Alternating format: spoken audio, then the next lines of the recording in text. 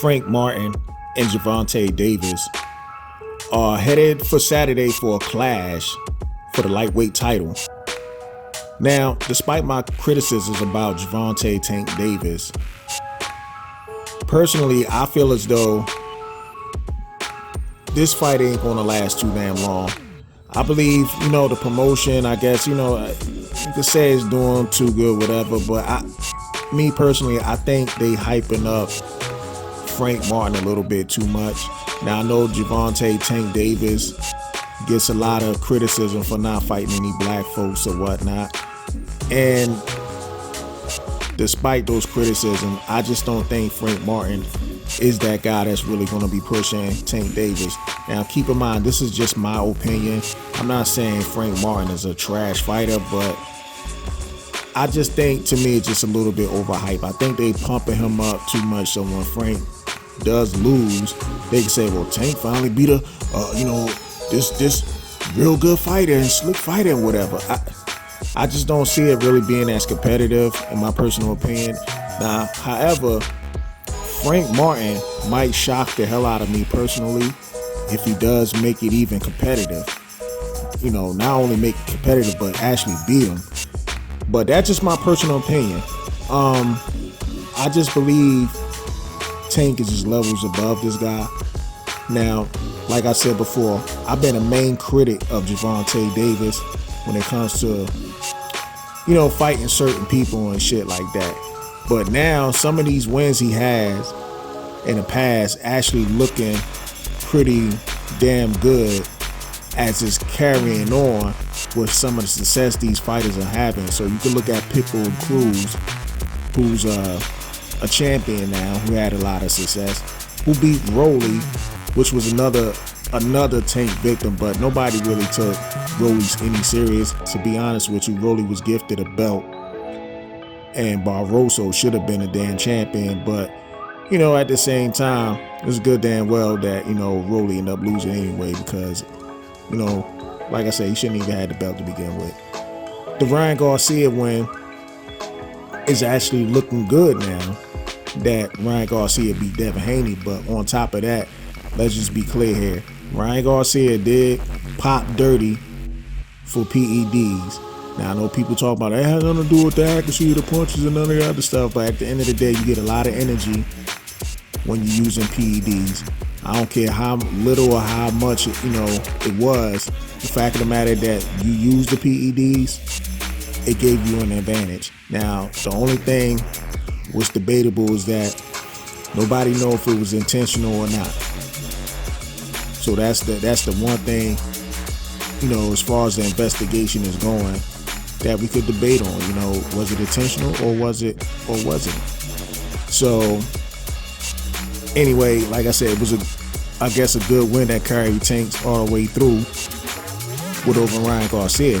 His win over Mario Barrios is also looking good in the long run if you take a look at it. Is that Mario Barrios is actually winning, and he's looking good doing it. However, he still gets scarred up a lot. He get bruised up a lot, so Mario Barrios might run into somebody else and then shit might not look good. Now, at the end of the day, we all want to see Tank fight the Shakur Stevensons. We thought Tank should have really fought Devin Haney when Devin Haney was down there. And now Tank all of a sudden wants smoke with Devin Haney, especially now that he lost and shit. We still want to see Tank in these fights. We realize that Tank didn't take the fight with Loma. I don't care what nobody said. I believe 100% Tank avoided Lomachenko, and he didn't want that fight. But again, I'm not going to take away from some of the performances by Tank because, again, some of these wins he have is actually starting to look good in the long run.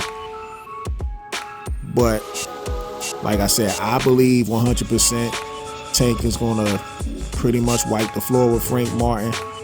But I ain't no dummy. I'm looking at these odds and I'm betting. And I'm like, you know what? I'm going to put some money on Frank Martin just in case that he does win. So hopefully he could prove me wrong and win me some money.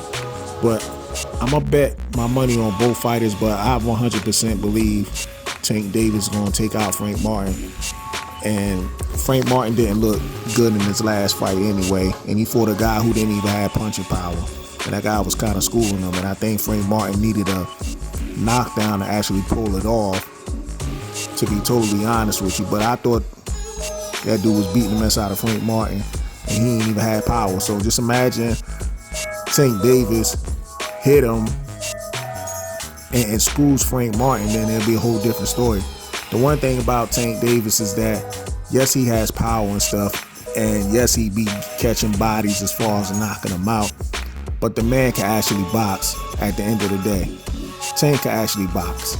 Now, Tank will be a fool if he go in there with full-fledged just, I want to knock Frank out, I just want to knock Frank out type of mentality, because, I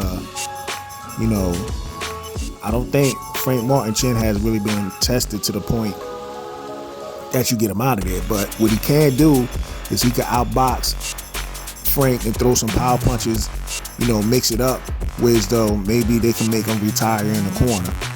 I just don't think Frank Martin personally is on this level as far as under the lights type of fighter.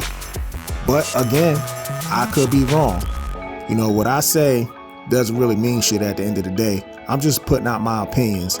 I just 100% believe Tank Davis is going to embarrass Frank Martin. But again, I'm putting my money on Frank Martin just because those eyes are looking really good. And hopefully Frank Martin can pull off the upset at the end of the day. But whatever, that's just my opinion. With that being said, you watching Bold and Understanding. Rate, comment, and subscribe. And on the end of that note, family, peace.